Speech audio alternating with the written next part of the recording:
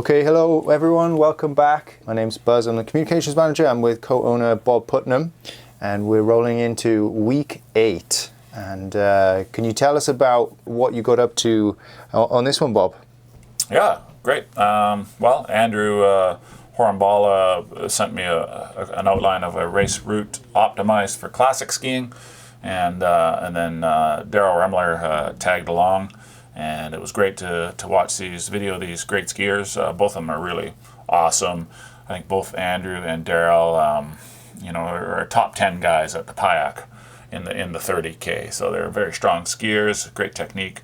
And so the race this week is Andrew sent in a suggestion to start here at the Tree Island and then go up Hollyburn. So with classic skis, this is a nice diagonal stride slope. Daryl double pulled the whole thing all the way up past the ski school flats, little dip in here, and then there's that little log cabin here, sort of and a tree island around the lodge, and then straight up lower telemark.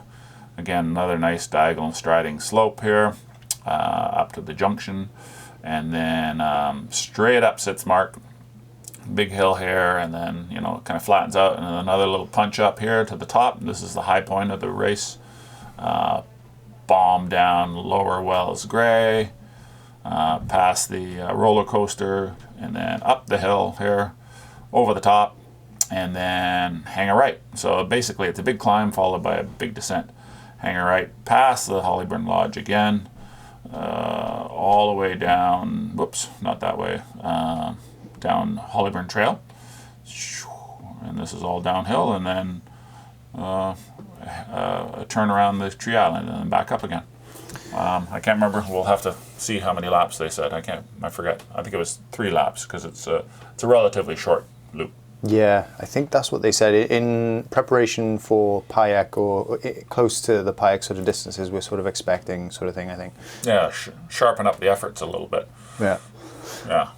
All right, well, without further ado then, let's get into this one and take a look. Okay, we got Andrew Horembala, and this is Andrew's course and the famous Daryl Remmler, legend in his own shower. Thanks. Thank you. Hey, how you guys have been doing Tuesday nights forever, right? Forever. Good long time, yeah. Yeah. When was the first time you did one? I guess when Paul Sim did it started it in the 80s. 80s. I think that was 80s. Wow. Like 89. I don't know. Yeah, probably 92, 93. First one? Yep. So relatively newcomer compared to this. Yeah, apparently, I didn't. Maybe it started in 92. I don't know. The Long enough ago, I can't remember. Yeah. So this is your course now. You are like a professional course designer. I don't professional. I don't get Chief of course. yeah, so I'm involved with the Black Tusk Society. We are race organizers hosting the upcoming World Junior Championships, as well as Canadian Nationals, and basically high-level ski races at Callahan. And so I'm on the race committee as part of the race course organizers. And Right. so as part of that, But you've been also chief of course for Coast Cup races and BC Cup races and BC Champs, NORAMs, these sorts of things. And so yeah, it's part of that is putting the course the appropriate courses for the right ages, categories, and stuff, distances. yeah. And so pays really well. Yeah, it's awesome. Oh, I'm ready to retire. And you also are a ski coach. Yep, Ski coach. I help coach the Hollyburn race team. And that pays well too. Yeah. But the two together, and I'm basically retired. And what do you do? Nothing. I just ski. Just ski. Yeah. Okay. That's it. So what's this? You guys got classic skis on. What do you got? You got skins? Skins on today. You got a little clister? I decided to go clister today, but as always, I always bring my skin skis just in case, because they will virtually always work. So it's a good just tool to have, and then there's no excuse not to classic. Right. And we should all be classicing part of the time, at least. Yeah, I don't like it, but I'm doing it. Okay, and so this is a classic course. So yeah, I guess like Jessica, who designed an awesome course, this is one that I've designed also to be really great for classic. It has a different flavor than Jessica's course. This one is basically taking it's kind of the best striding terrain on the lower lid trails and putting those together. So yeah, a little more striding, a little less double poling. This one's going to feel a lot more like doing an interval than some of the prior week's courses. We have basically it's a sustained climb followed by a nice recovery downhill. So if you like intervals, this should be an enjoyable course. Daryl loves intervals. Yeah, thanks. So this is the first course that has started from the bottom. Here we are. Beautiful power lines. Okay, let's do this. Right. And the tracks are old, and I guess the track setter is broken or something. Yeah, it's in repair, so we're just going to be skiing out of the tracks, but yeah, it's still good conditions. Okay, let's do it. There's Kathy Hunchuk. She is still skiing. Kathy's going on her 4th hour of skiing. Hey, so Bob, we know what they've gone out and skied on, but what about yourself? What are you opting to? I decided to skate because I'd have a hard time keeping up with these guys. Mm-hmm. So yeah, I decided to skate so I could. I don't classic that much, but I want to say that it's interesting if you talk to all the really good skiers in our community. All of them love classic skiing. It's your body's in better alignment. Everything's like running almost, and you can see Andrew diagonal striding up the slope here, and it's sort of softer on the body a little bit than skate skiing. And then the other thing too is that there's all sorts of ways to get grip, whether it's a fish scale or Daryl's on skins and Andrew's on waxables. Now, waxing has its challenges, but it's a learning curve if you're first getting into it. But man, if you ski on a nice pair of waxed skis, there's nothing like it.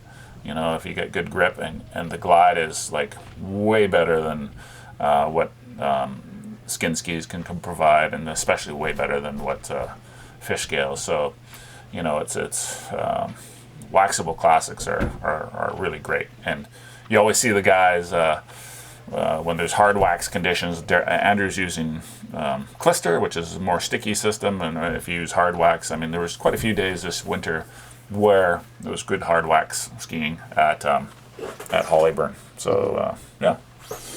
And then just curious with Daryl's chucking down some double poling there, Yeah. like no one's business there. Is that more because he's on the skin skis, or just Daryl's opting to do that? Daryl likes double poling. He did the Vasaloppet, which is this big race in Sweden, 15,000 people, and it's 90 kilometers, and it's relatively flat.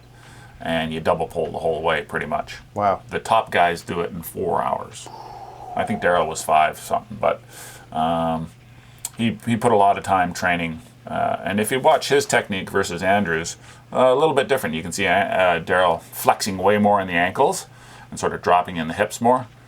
And the old style, Andrew's still doing good technique, but the older style is to keep the legs straight and push your legs ahead and really hinge at the waist.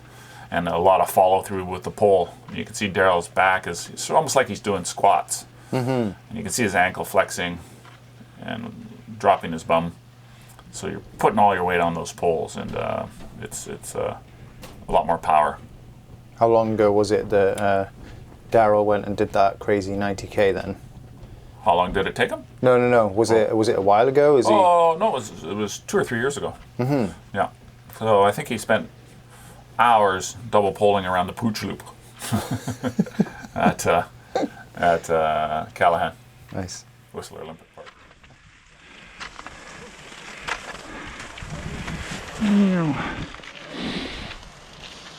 There's Kathy photobombing it.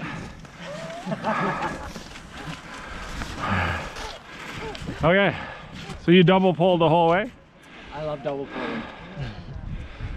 We have to make mention that Daryl did the Vasaloppet a few years ago. The 90K, 15,000 participant race in Sweden. Lots of double pulling. Yeah. You double pulled the whole thing, did you not? I didn't, about 80%. Yeah. So 70 kilometers. 20% herringbone. 70 kilometers of double pulling. Yeah. Nice. Okay, where are we? Yeah, so we are Hollyburn. We're just taking the left to go up Telemark. Okay. Yeah. It's funny, I skied here 30 years, but I still have to hesitate to name the trails. I just started I thought I should learn them recently. So the day lodge is right over there. Day Lodge is to the right. We're taking a left up Telemark. All right, let's do it.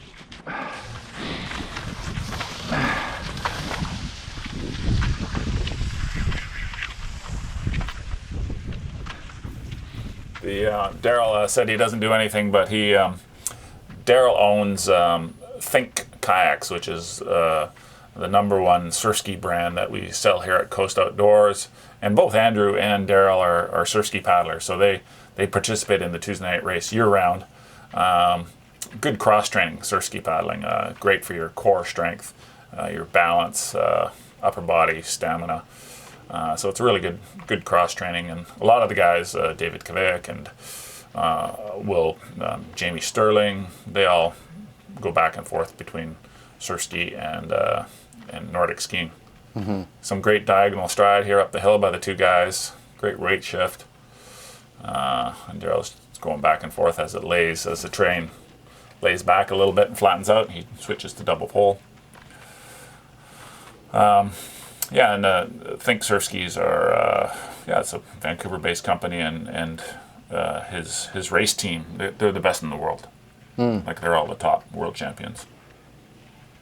Have you been training yourself, Bob? I know there's plenty of people that have actually been getting out in this weather.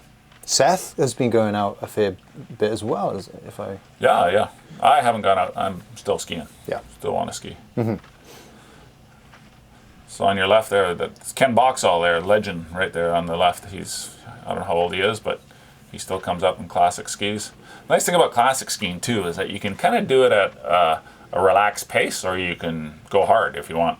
Skate skiing, you gotta kind of put that minimal effort in to get the things to go. Classic skiing can be anything from walking on skis to a nice diagonal stride like these guys are doing. Mm-hmm. But again, the waxable classic skis are really great to ski on. And learning how to wax is a work in progress.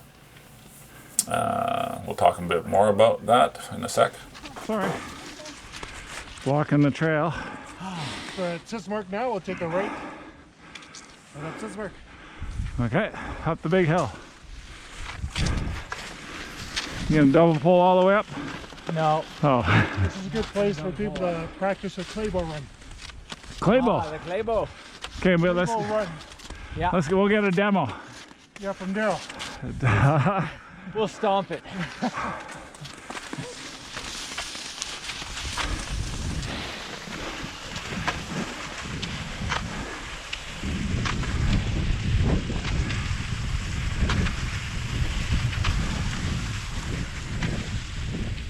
And here we have a Klaebo Run demonstration.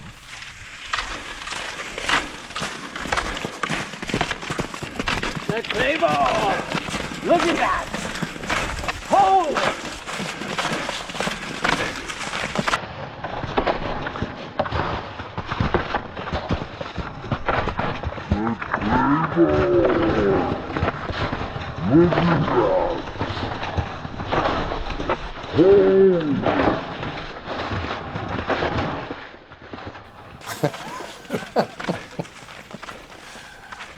So if you don't know who Klaebo is, he's a young Norwegian guy, and at 18 he kind of hit the World Cup scene and dominated, and he had this really unorthodox style of running up the hills.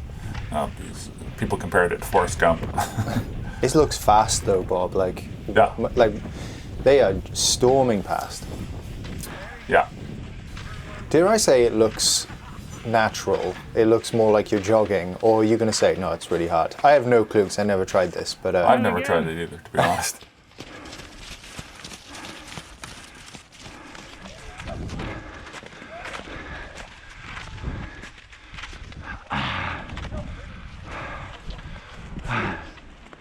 It's a hard technique for anyone who learned years ago like we did. It's harder to do. It's very high hips, very forward hips. So I thought it was just because I was old. no, apparently even it's a technique Alex Harvey really was challenged to do. Even that generation younger. Right. If you watch the new generation World Cup, They can all do it. well, you can't do it, you can't compete. Wow. But Wow. yeah, Cool. watch Okay. the sprints from the World Cup or World Champs. You'll see it. So we are Wells Gray, He's corner. just before Siggy's Corner. We're going to take a right down Wells Gray. Get ready for our recovery. Bomb it. One more chance for a Klaebo Run up the bottom. For Daryl. All right, I'll go first. And then I'll watch. I'll video it coming up. So, yeah, yesterday, well, just this past weekend, they had the World Cup, World Championship, 50K men's classic and a women's classic also, 30K for the women, 50 for the men, just happened. And you can see it on CBC, the whole coverage of the event in the whole. And it's amazing watching these guys classic ski. You know, they're in a big pack and they're all marching up these big hills and in synchronization. It looks really cool. It's really true, the epitome of Nordic skiing in my mind. What's the hip forward part? I don't know what the hips forward part is. How fast he is. He looks like it's something out of a video game where the character's running faster than they should. Like Super Mario or something like that. Yeah. Oh. Yeah. Yeah, it was it's interesting how in a sport that's so traditional and how something like this could develop, and the coaches, when you know the nail that sticks up gets pounded down, right? And how coaches would be telling them not to do this because it's different, and yet I guess the results prove themselves. The little connector. Does this have a name? Is this Lower Wells Gray? What is It's it? just Lower Wells Gray, right before the intersection with Sitzmark and Grand National. And so we're going to take a right on Sitzmark, past the lodge, all the way down to the bottom. Oh, okay. Great. Oh, I thought we were going left. Big recovery now. Big recovery. Okay, let's do it. Hey, so what I was considering was putting in a couple of links. So what you're referring to, we'll add a link in the comments so people can look at the technique in competition. And then, yeah, there's one I might sneak in there which I thought was quite funny, which some guy doing the Vasaloppet, the one that you said Daryl had done, and he did it with 30 days training, but no cross-country ski experience whatsoever. I'll put it in the comments for anyone interested in going down the YouTube rabbit hole. So, I mean, if people are interested in getting waxable classic skis, we're going to put ours on sale at the end of the season here for 20% off. We have a good selection of waxable classics. The thing with waxable classics is you want them to be fitted for your weight, and we can press the ski to measure the flex and make sure it's a good flex for you. So 20% off is a good opportunity to get some nice classics, waxable classics. And if you go to the interior, that's waxable classic heaven. So the conditions are usually quite nice for that. Also, at the end of the season, we're going to have clothing on sale for up to 40% off. So nice jackets and outerwear, basically. And then we have a good selection on our sales rack as well.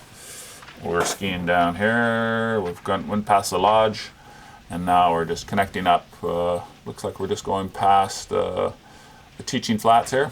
Oops, sorry, wrong area. Right here. Yeah, and now they're going down here like this.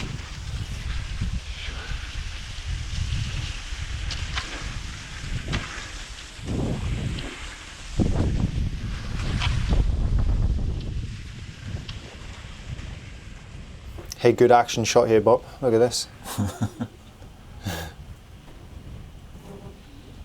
So Andrew's leading the way here. If they were on surf skis, who would be leading in this sort of race? Who would win this race? Yeah. It's funny, you know, surf ski paddling is a very technical sport. So somebody with a bigger engine doesn't always translate into paddling, because knowing how to paddle is really important. So Andrew's relatively new to surf ski paddling, whereas Daryl's been paddling for his entire life. Mm-hmm. So I would sadly have to say that Daryl would be in a different league than Andrew. Your money's on him. 2.88, so 2.9. Oh. Basically. Either a quick 2-lapper or a long 3-lapper. Which one is it? Well, people are going to be either training up for payak, in the midst of the payak, or just after the payak. So this week's course I think was 9. So this would be slightly shorter. This week's 12. Oh, is it 12? Okay, so this is down stuff for that, which is probably the right thing to do. Yeah. So 3 is probably the right distance. Yeah. 9K. Yeah, just under 9K. Well, thank you. The Nordic community of Vancouver thanks you. Thank you, Bob. Okay. And so I guess, should we set up a challenge here? Yeah. With get your classic skis out. Yeah, I think what would be kind of fun is that if people can video themselves, or maybe get somebody to video themselves, or video them, doing their version of the Klaebo Run, and post that onto the virtual Tuesday Night Race Facebook page. Yeah, so essentially we'll show you the footage now so you can see exactly what the technique is, and so take a look at this. What we want you to do is film the first time you try this, and film your polished version at the end. So send both of them through. Bonus points if you can say Klaebo Run as you're doing it. And we'll stitch it all together and we'll have a bit of fun next week. Yeah, sounds good. Yeah. Also the payak is on now.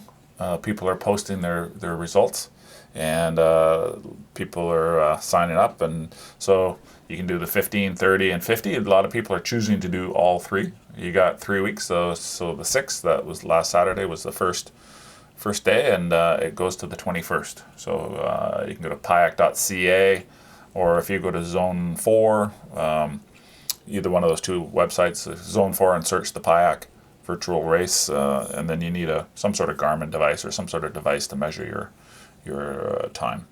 Yeah, so a lot of people are heading up to do that, up to Whistler Olympic Park. Perfect.